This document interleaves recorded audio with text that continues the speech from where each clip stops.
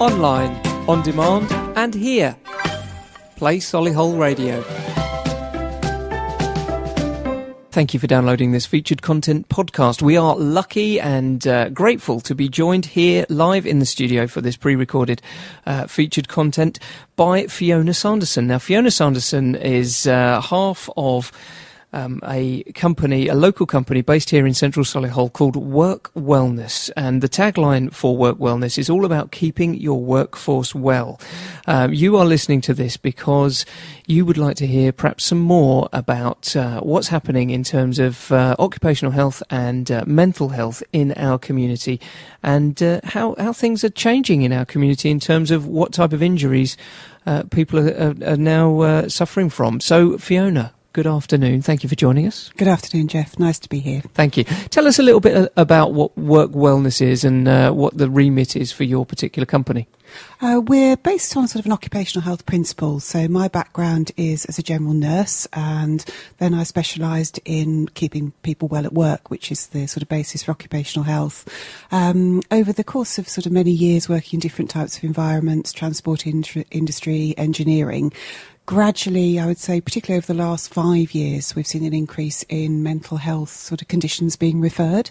So where historically we would see more musculoskeletal type sort of referrals into our departments, we're now seeing approximately, I would say, 75% of referrals are now more towards anxiety and depression related sort of conditions and reasons for sickness absence. So our role within Work Wellness is to go into your workplace, to turn your office space into a clinic for the day.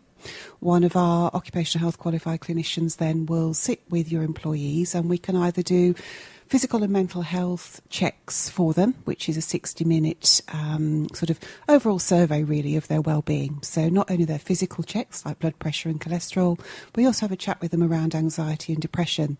And what we find is just that opportunity to have a private space, a confidential space with a one-to-one sort of practitioner is invaluable to people now in the workplace. Trying to get an appointment with your GP is not always easy.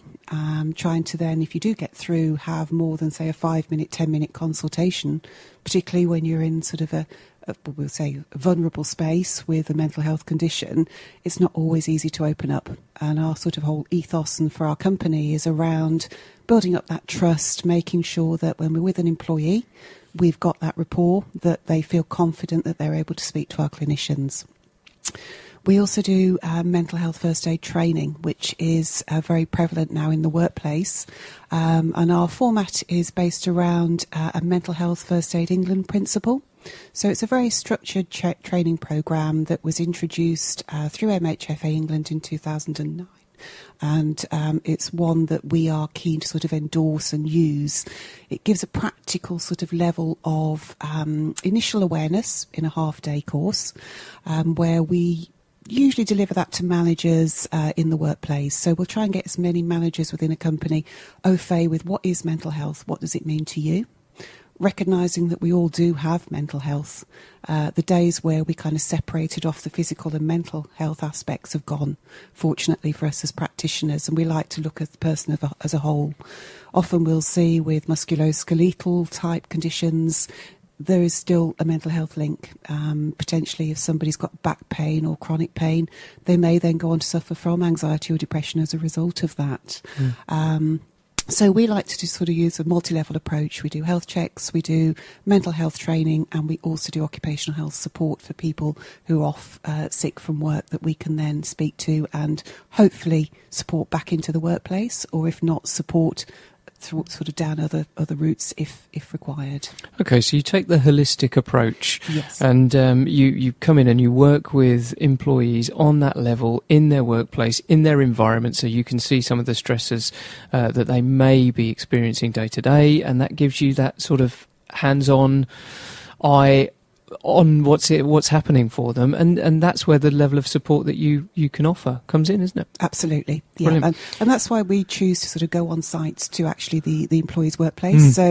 We could set up in an office and we could have employees come to us, but from a commercial perspective as a business, it's good if your employees can just pop downstairs to a safe office space. But also gives us, as you say, as practitioners, to go in, get a feel for the culture, see what's actually happening on site, and that sort of, get more absorbed into that sort of regime and see what's actually there for their employees. No, you touched on this a little earlier when you were mentioning about, sort of what's going on and everything. But tell me, in the last sort of 5-10 years, why suddenly the focus on mental health has become much more loud in society's mind and things like that? Is it the celebrity elements to it, where celebrities are talking about mental health and people are now feeling the loss of stigma around it? What's happened? I think it is. I think as a culture, a generation, hopefully more and more younger people coming through are being made aware in schools, in colleges. They're talking more about mental health. I think celebrities coming out, absolutely, as we touched on, 24/7 social media, whilst it's a bad thing in that perhaps we don't switch off, it's also a fabulous opportunity to sort of realise that we're not alone. And I think mental health and that stigma is what we're trying to sort of really counteract with our training. It's the key to what we do with mental health first aid is reducing stigma. Why does it exist? What is it about it that prevents people moving forward, going to the GP, speaking to their manager? And I think increasingly over the last few years, that has started to reduce. It's not gone away. I don't think it ever will. But our role, sort of as practitioners and as employers, is to reduce that stigma level, to create that culture around supporting people. That if you do put your hand up or your head above the parapet and say, "Actually, I am struggling," one of the signs and symptoms we look for with people is perhaps where historically we'd have somebody at their desk from, say, 6 a.m. to 10 p.m. and we'd think that was a great thing. What we're trying to do now is question actually why. Why are they there from 6 till 10? Do they not want to go home for a reason? Or are they under so much pressure, either personally or professionally, that they don't feel they can step away from the desk, that's what they have to do? So culturally we're changing. There's a shift, but still a way to go. There is that in some businesses, in some large organisations, there is a culture of everything has to be done yesterday, and deadlines seem to appear out of nowhere, which puts an amazing amount of stress and pressure on people.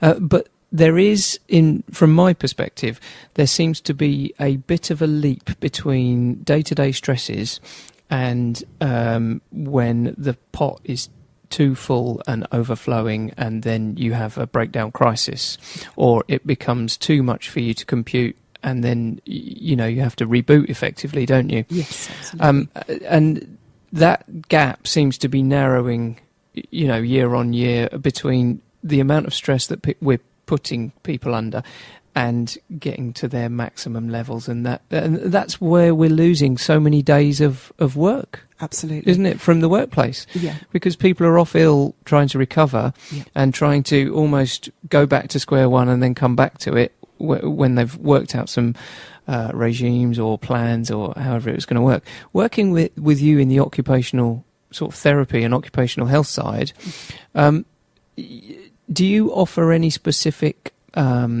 training to allow people to develop new plans and ways of coping and things like that in the workplace? Or is that something that their GP does with external help, maybe from the trusts or maybe from the local healthcare providers? Yeah, it often depends on who we're working with. Okay. So for smaller organisations, I will support, or our clinicians will support, sort of return to work. So we will see an individual on a regular basis, so they have that opportunity for one-to-one conversation in confidence. What we try and aim to do then, if and when they're ready to return to work, we'll do that on a phased basis. So we'll get them back for sort of for reduced hours or slightly modified duties, and again keep that support ongoing. So it's not that they have to be off for potentially 6 weeks and then straight back in the door. So from a sort of occupational health perspective, for us it's getting that phased return and that support coming back. In terms of additional support, it would depend on the size of the organisation. Some of them have employee assistance programmes that will enable additional counselling. For others, we do have to refer back to the GP, for example, CBT, cognitive behavioural therapy. We found great results with that, particularly with anxiety and depression, and the way it can get individuals to have a think about their thought processes, what it is they're actually dealing with, and perhaps how they could think of things differently. It's interesting you mentioned the sort of the container. In our mental health first aid training, we talk about a stress container, and we say everybody has a different size of container. For some people it's a thimble, for some people it's a bucket, and it's how much stress goes in to fill that bucket and how much do you allow it to be released. And we talk a lot about self-care, making time for yourself, doing something that you enjoy, potentially considering techniques such as mindfulness, physical exercise still, healthy diet. You know, we go back to those often, and particularly in our health checks we speak about those, because the key still to keeping ourselves well is taking care of our bodies physically, that then sort of feeds the mental well-being side of it. So we use all different strategies. It doesn't have to be ultra complicated. We can do a lot for ourselves, but we have to know what to do and we have to be strong enough to do it. And that's where we offer that additional support and guidance. Okay. Now, coming towards the end of our conversation here in the studio today, if you would like to hear a little bit more of the sort of ethos and message from Fiona, you're more than welcome to come along to the BID Business Expo on the 27th over at the Crowne Plaza.